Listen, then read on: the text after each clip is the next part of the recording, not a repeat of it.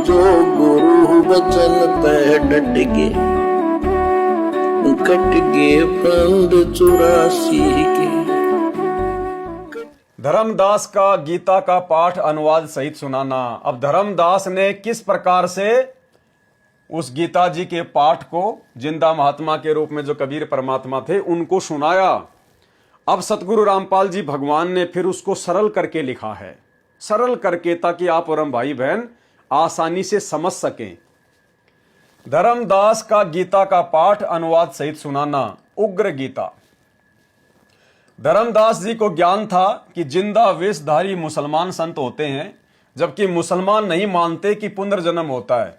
इसलिए पहले उसी प्रकरण वाले श्लोक सुनाए। गीता अध्याय 2 श्लोक नंबर 12 कि अर्जुन तेरे और मेरे बहुत सारे जन्म होते हैं, तू नहीं जानता, मैं जानता हूं, मेरे जन्म और कर्म अलौकिक हैं।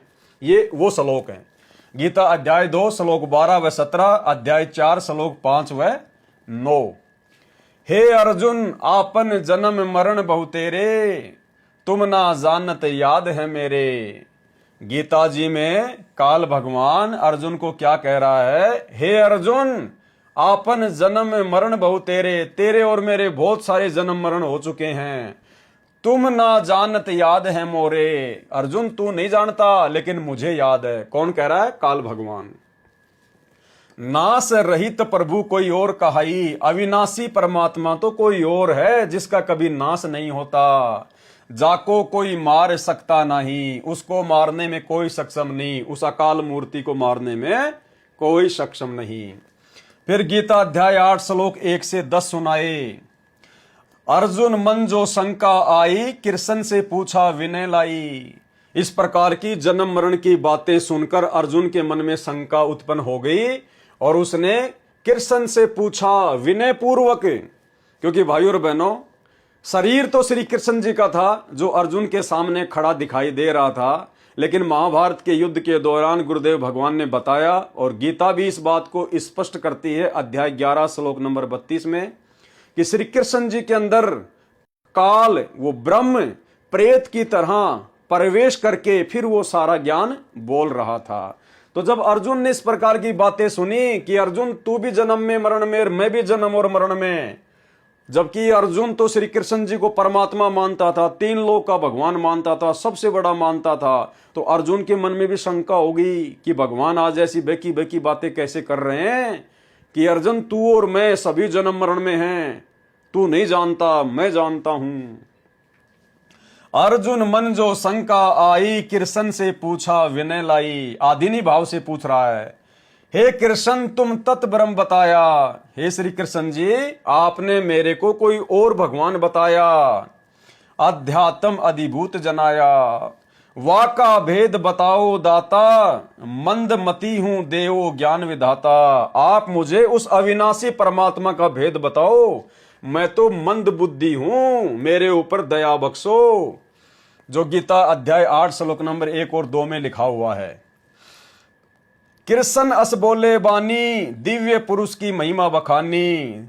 तब श्री कृष्ण के रूप में वो काल बोला और उस दिव्य महापुरुष, दिव्य परमात्मा, अविनाशी परमात्मा की महिमा गाई। तत् ब्रह्म परम अक्षर ब्रह्म कहाया, जिन सब ब्रह्मांड बनाया। कि भाई उसको परम अक्षर ब्रह्म कहते हैं जिसने पूरी सृष्टि को रचा है।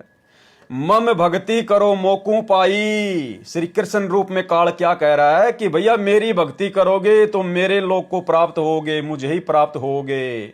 या मैं कछु संशय नहीं, इसमें कोई किसी प्रकार का संशय नहीं है। गीता अध्याय 8 श्लोक नंबर 5 और 7 में। जहां आशा ता बासा होई, मन कर्म वचन सुमरियो सोई। यानी आप जिसको भगवान मानकर पूजा करोगे आप उसी के लोक में मृत्यु के उपरांत चले जाओगे। गीता अध्याय 8 श्लोक नंबर 6 का सारांश। जो है सनातन अविनाशी भगवाना, वाकी भक्ति करे वापर जाना। और जो उस अविनाशी सनातन परमात्मा परम अक्षर ब्रह्म की भक्ति करोगे तो भाई उसके लोक में चले जाओगे। जैसे सूरज चमके आसमाना, ऐसे सत्य पुरुष सतलोक रहाना। वो परमात्मा अविनाशी लोक में रहता है, सत्य लोक में रहता है, सचखंड में रहता है। जैसे आसमान में सूरज चमकता है, ऐसे ही वो अविनाशी परमात्मा सत्य लोक में रहता है, अविनाशी लोक में रहता है। वाकी भक्ति करे वाको पावे, जो कोई उस अविनाशी परमात्मा की भक्ति करेगा उसी को प्राप्त होएगा। बहुर नहीं जग में आवे, फिर वो वापस भवसागर में जन्म मरण में नहीं आता।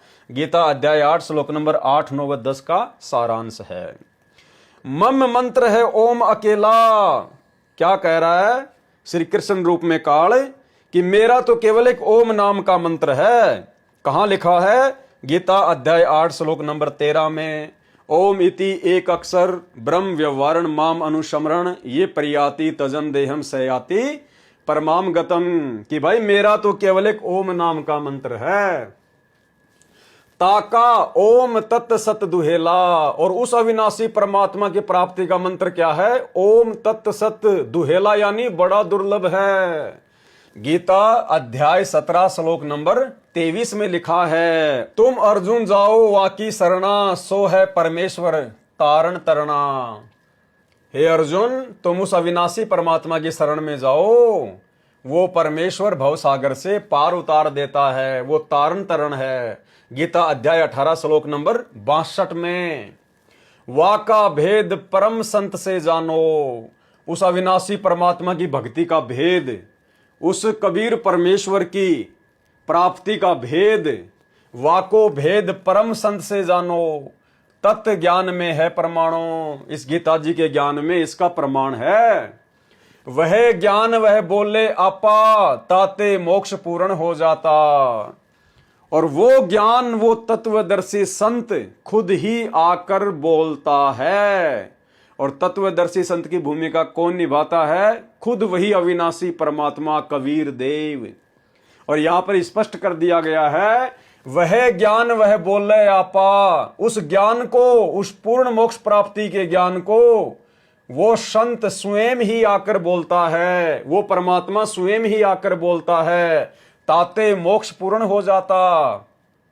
उसके बाद पूर्ण मोक्ष जीवात्मा प्राप्त कर लेती है। गीता अध्याय 4 श्लोक नंबर 32 का सारांश है। तो भाइयों और बहनों, आज उस तत्व ज्ञान को बोलने के लिए धरती पर संत रूप में, सतगुरु रूप में वही कबीर परमात्मा सतगुरु रामपाल जी परमेश्वर जी प्रकट हैं। क्योंकि उस परमेश्वर के ज्ञान को वह खुद ही आकर बोलता है, दूसरा कोई नहीं बोल सकता, नहीं समझा सकता। भाई जो गुरु बचन पे डट गए, कट गए फंद 84 के, कट गए फंद 84 के, कट गए फंद 84 के।